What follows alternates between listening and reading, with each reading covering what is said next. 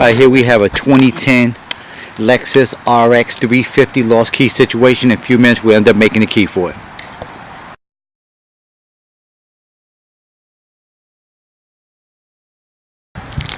Alright, we're back. We had to go to the dealer and pick up one of the keys.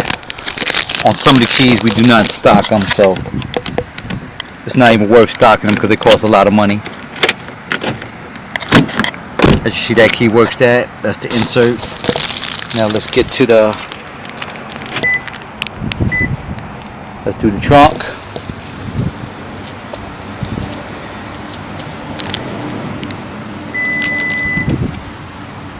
Automatic trunk works.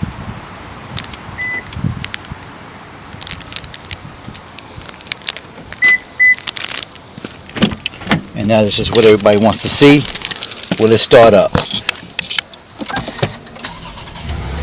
Engine started right up. As you see on the dashboard, it's not saying it's looking for the key. Engine's now started. So you have any questions, you're in Georgia area, just give us a call. If you're in another state, you're going to have to call somebody local to your area. And that's about it. You can go to our website, www.acmlocksmithgroup. Thank you.